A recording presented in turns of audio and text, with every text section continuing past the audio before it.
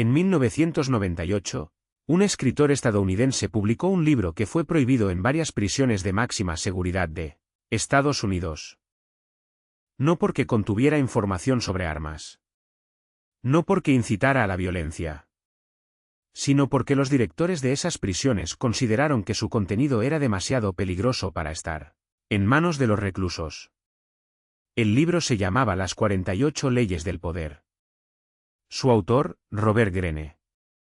Desde entonces ha vendido más de 3 millones de ejemplares. Ha sido leído por políticos, ejecutivos, deportistas de élite y líderes del crimen organizado por igual. Jay Z lo citó en sus letras. 50 Cent colaboró con Greene en un segundo libro.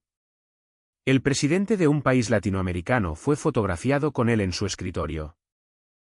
¿Qué contiene ese libro que genera tanto fascino y tanto miedo al mismo tiempo? Contiene algo que la sociedad lleva siglos intentando ocultar. La verdad desnuda sobre cómo funciona el poder entre los seres humanos. Greene no inventó esas leyes. ¿Las extrajo?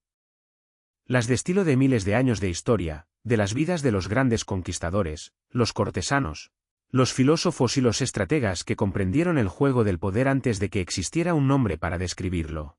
Maquiavelo estaba ahí. Sun Tzu estaba ahí. Bismarck, Talleyrand, Catalina la Grande, Luis XIV. Hombres y mujeres que nunca habrían dicho en público lo que practicaban en privado. Greene lo dijo en público. Y eso lo convirtió en algo extraordinariamente incómodo. Porque las 48 leyes no describen un mundo ideal. Describen el mundo real. El mundo en el que vivimos y al que la mayoría prefiere no mirar directamente. Hoy no vamos a analizar las 48 leyes. Eso llevaría semanas. Vamos a analizar las que nadie se atreve a aplicar. Las más oscuras. Las más controvertidas. Las que producen más incomodidad porque revelan verdades que preferimos ignorar. Comenzamos. La primera ley que nadie se atreve a aplicar es la número 2. Nunca confíes demasiado en los amigos. Aprende a usar a los enemigos. Esta ley produce rechazo inmediato. Suena cínica. Suena fría. Suena como algo que solo diría un sociópata o alguien sin escrúpulos. Pero Greene no la formuló para destruir la amistad. La formuló para comprender una dinámica que la historia demuestra una y otra vez. Los amigos son peligrosos precisamente porque tienes con ellos una confianza que anula tu capacidad crítica. ¿Qué significa esto en la práctica? Un amigo que te pide un favor difícilmente acepta un no. La negativa no solo rechaza la petición. Lesiona la relación. Y eso crea una presión invisible que te lleva a conceder cosas que no concederías a un extraño. Al mismo tiempo, un amigo a quien das poder puede volverse resentido con facilidad. La familiaridad genera expectativas. Y cuando esas expectativas no se cumplen, la cercanía se convierte en la distancia más corta hacia la traición. La historia está llena de ejemplos. César fue asesinado por sus amigos más cercanos. Los grandes imperios cayeron frecuentemente desde dentro, traicionados por quienes más confiaban en ellos. No porque la amistad sea mala, sino porque mezclar amistad con poder crea una combinación química inestable. En cambio, un enemigo convertido en aliado tiene incentivos completamente diferentes. Tiene algo que demostrar. Tiene la motivación adicional de no confirmar tu mala opinión inicial. Y tú, que conoces su naturaleza, mantienes una vigilancia que con los amigos habrías abandonado. ¿Qué implica esto en la vida cotidiana? No destruir las amistades, sino no confundir la lealtad emocional con la capacidad de ejercer poder de manera efectiva. Las dos pueden coexistir, pero exigen compartimentos separados. La segunda ley que nadie se atreve a aplicar es la número 3. Oculta tus intenciones. Esta produce un rechazo aún mayor que la anterior.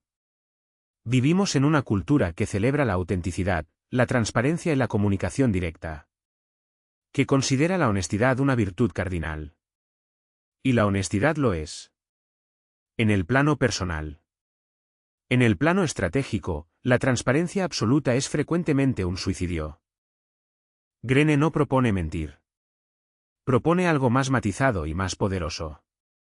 Propone no revelar tu objetivo final hasta que ya no sea posible detenerlo. ¿Por qué?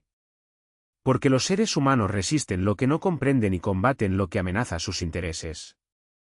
Si anuncias tu objetivo antes de tener los recursos para protegerlo, le das a tus adversarios el tiempo y la información que necesitan para bloquearlo. Los grandes estrategas de la historia nunca revelaron sus planes completos. Mostraban piezas. Creaban impresiones parciales. Construían en silencio hasta que el resultado era inevitable. Napoleón no anunciaba su estrategia antes de la batalla. Steve Jobs mantenía cada producto en el más absoluto secreto hasta el momento del lanzamiento. Los grandes negociadores nunca revelan su precio mínimo de antemano. No porque sean deshonestos, sino porque comprenden que la información es poder y que compartirla prematuramente es regalarle ese poder a quien podría usarlo contra ti. En la vida cotidiana esto significa aprender a cultivar el silencio estratégico. No el silencio de quien no tiene nada que decir. El silencio de quien tiene mucho que proteger. La tercera ley que nadie se atreve a aplicar es la número 15. Aplasta a tu enemigo por completo. Esta es probablemente la ley más incómoda de todo el libro. La que más rechazo genera. La que más fácilmente se malinterpreta. Greene la formuló a partir de una observación histórica que resulta imposible rebatir. Un enemigo al que dejas a medias siempre regresa. Y cuando regresa, regresa con más fuerza, con más resentimiento y con la motivación adicional de la humillación sufrida. La historia lo confirma constantemente. Tras la Primera Guerra Mundial, los aliados humillaron a Alemania pero no la destruyeron como potencia. 20 años después, el mundo pagó ese error con la Segunda Guerra Mundial y 60 millones de muertos. En los negocios, la empresa a la que dejas sobrevivir malherida frecuentemente se recupera, aprende de sus errores y regresa convertida en una amenaza mayor. En las relaciones personales, la persona que ha actuado en tu contra y a quien perdonas sin consecuencias reales suele repetir el comportamiento. Greene no propone crueldad gratuita. Propone una lógica estratégica que muchos prefieren ignorar por resultar emocionalmente incómoda. Si un conflicto es inevitable, resuélvelo de manera definitiva. No por sadismo, sino porque la compasión mal aplicada en el momento incorrecto produce más sufrimiento a largo plazo que la resolución completa en el momento correcto. Esto no significa destruir a las personas. Significa que si decides actuar contra alguien o contra algo, hagas ese trabajo completamente. Que no quede a medias. Que no haya forma de revertirlo. Porque la victoria incompleta no es una victoria. Es simplemente un aplazamiento del conflicto. La cuarta ley que nadie se atreve a aplicar es la número 16. Usa la ausencia para aumentar el respeto y el honor. Esta contradice uno de los instintos más arraigados del ser humano. El instinto de hacerse visible. De demostrar el valor mediante la presencia constante. Greene observó algo que la psicología moderna ha confirmado repetidamente. La presencia constante deprecia el valor. Aquello que siempre está disponible pierde su importancia. El sol brilla todos los días y rara vez lo apreciamos. La oscuridad de una tormenta hace que lo apreciemos intensamente cuando reaparece. Las personas funcionan de manera similar. El hombre que siempre está disponible, que siempre responde de inmediato, que nunca crea distancia, comunica inconscientemente que no tiene nada más importante que hacer. Y esa percepción destruye el valor percibido de manera más efectiva que cualquier error concreto. En cambio, la ausencia calculada crea algo extraordinariamente poderoso. Crea la pregunta: ¿dónde está? ¿Qué está haciendo?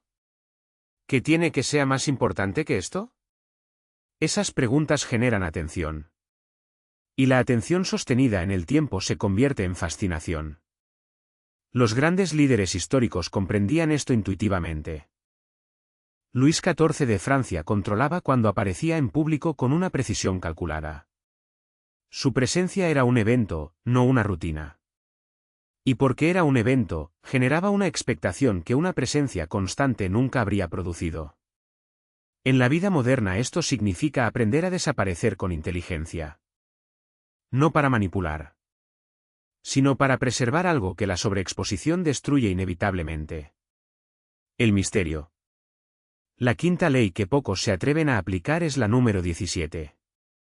Mantén a los demás en un estado de terror suspendido. Cultiva una impredecibilidad. Esta ley es quizás la más malinterpretada de todas. Greene no propone aterrorizar a las personas. Propone algo mucho más sutil. Propone romper los patrones. Los seres humanos buscan predecir a quienes les rodean. Esa capacidad de predicción les da sensación de control y seguridad. Cuando alguien es completamente predecible, deja de generar atención activa.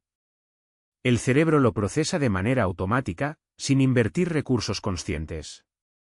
Un hombre completamente predecible es un hombre que ha dejado de ser interesante. La impredecibilidad rompe ese automatismo. Cuando alguien actúa de maneras que no podemos anticipar, el cerebro entra en un estado de alerta. Presta atención de manera activa. Intenta encontrar el patrón que no existe. Y esa búsqueda de un patrón que no aparece genera algo extraordinariamente poderoso. La sensación de profundidad. De que hay más de lo que se ve. De que bajo la superficie existe algo que todavía no se ha revelado. Los grandes seductores, los líderes más carismáticos y los estrategas más temidos de la historia tenían algo en común. Nunca eran completamente predecibles. No porque actuaran de manera caótica, sino porque tenían la disciplina de romper deliberadamente los patrones que los demás esperaban de ellos. En la práctica cotidiana esto significa actuar de maneras inesperadas de vez en cuando. Decir que no cuando todos esperan que digas que sí. Decir que sí cuando todos esperan que digas que no. Cambiar de dirección cuando el camino parece trazado. No por capricho, sino para recordarle a quienes te rodean que sigues siendo un territorio por explorar. La sexta ley que nadie se atreve a aplicar es la número 22. Usa la táctica de la rendición. Transforma la debilidad en poder. Esta ley contradice uno de los valores más profundamente arraigados en la psicología masculina. El valor de nunca rendirse. De resistir siempre. De mostrar fortaleza ante la adversidad. Y ese valor es admirable en el plano emocional. En el plano estratégico, puede ser catastrófico. Greene observó que la rendición calculada, cuando las fuerzas propias son insuficientes para la batalla, no es una derrota. Es una retirada estratégica que preserva los recursos para el momento en que la batalla sea ganable. Contra un enemigo más fuerte, resistir solo demuestra que morirás luchando. Rendirte tácticamente demuestra que estás pensando en el largo plazo.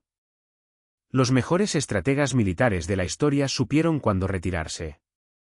Napoleón fue derrotado definitivamente cuando dejó de ser capaz de reconocer los momentos en que la retirada era la única decisión inteligente. En los negocios, las empresas que han sobrevivido generaciones son frecuentemente las que supieron cuándo ceder terreno para conservar lo esencial y esperar el momento de contraatacar.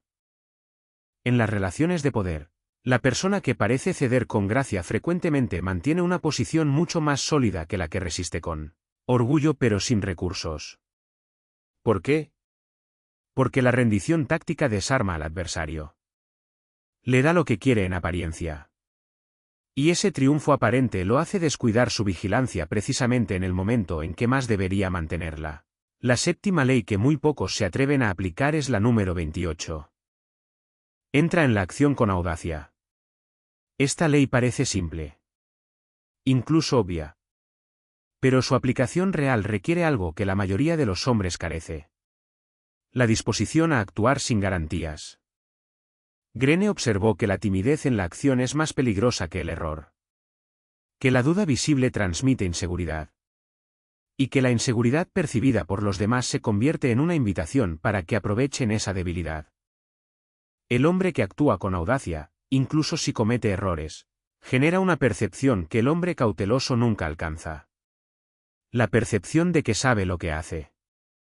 Y en el mundo del poder, la percepción de saber lo que haces frecuentemente es más poderosa que saber realmente lo que haces. Los grandes líderes históricos no estaban siempre seguros. Tenían dudas. Sentían miedo. Lo que los diferenciaba de los demás era que actuaban a pesar de todo eso. Y esa acción, ejecutada con determinación visible, creaba en quienes los rodeaban la certeza de que estaban siendo guiados por alguien que tenía el control.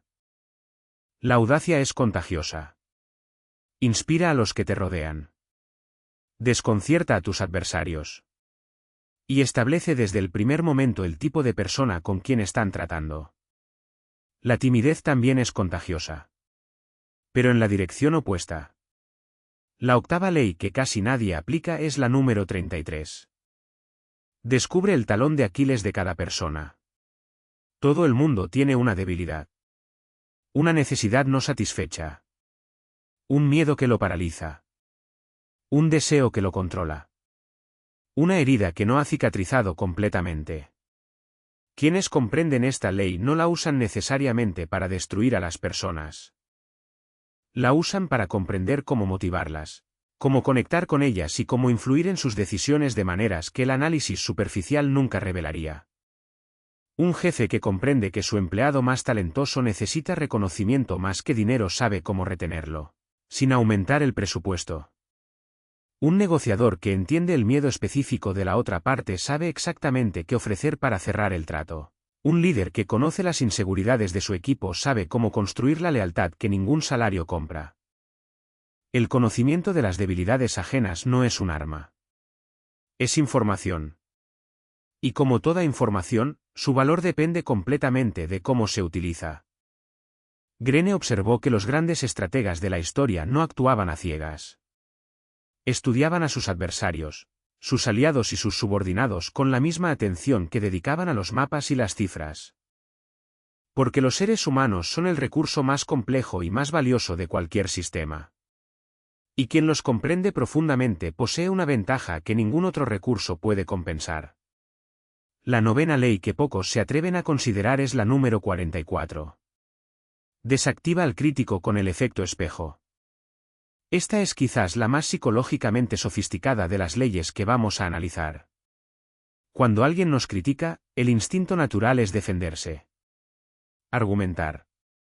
Explicar. Justificar. Y esa defensa, aunque comprensible, frecuentemente produce el efecto contrario al deseado. Confirma que la crítica nos ha afectado. Que tenemos algo que proteger. Y que la persona que criticó ha encontrado un punto vulnerable.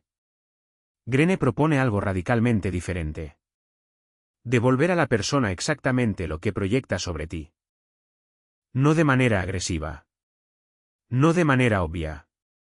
Sino con una precisión que haga que la persona se vea a sí misma en el espejo de su propio comportamiento. Cuando alguien acusa sin fundamento, refleja esa acusación con una calma que la hace insostenible. Cuando alguien usa el sarcasmo como arma, devuélvelo con una serenidad que lo neutraliza. Cuando alguien intenta humillarte públicamente, responde con una gracia que convierte el intento en un fracaso visible. El efecto espejo funciona porque no da a la otra persona el combustible emocional que necesita para continuar. Sin reacción visible, sin herida aparente, el ataque pierde su propósito. Y quien pierde el propósito de su ataque pierde también la iniciativa. La décima y última ley que vamos a analizar hoy es la número 48. Asume la forma que deseas. No dejes que nadie te defina. Esta es la más filosófica de todas las leyes. Y posiblemente la más transformadora. Greene la formuló como síntesis de todo lo que el libro intenta comunicar. El poder supremo no es el poder sobre los demás. Es el poder sobre la propia forma. La mayoría de las personas vive definida por los roles que otros les han asignado. El hijo obediente. El empleado leal. El amigo disponible.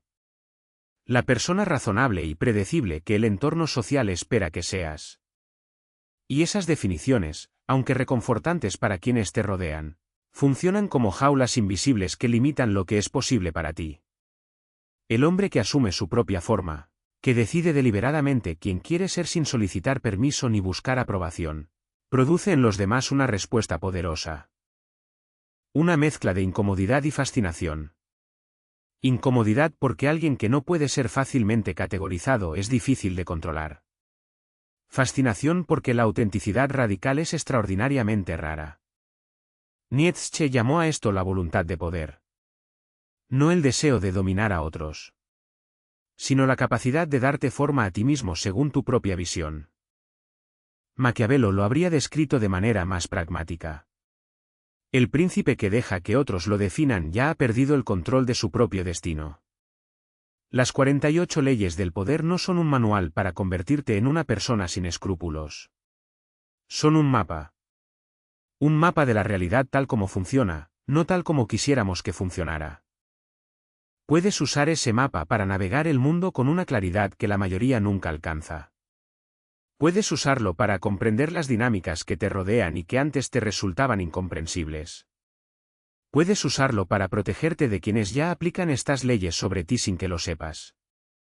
Porque eso es lo verdaderamente importante de este conocimiento. No importa si decides aplicarlo o no. Lo que importa es que lo comprendas.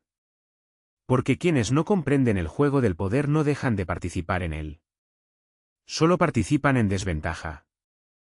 Y esa desventaja tiene un precio que se paga silenciosamente, durante años, sin saber exactamente por qué las cosas no salen como deberían. Ahora lo sabes. Eso es todo por hoy.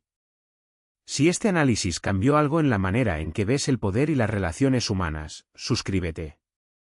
Cada semana exploramos más secretos de la psicología oscura, el poder y la seducción que nadie te enseñó en la escuela. Nos vemos en el próximo vídeo. Aquí, en Ars Dominandi.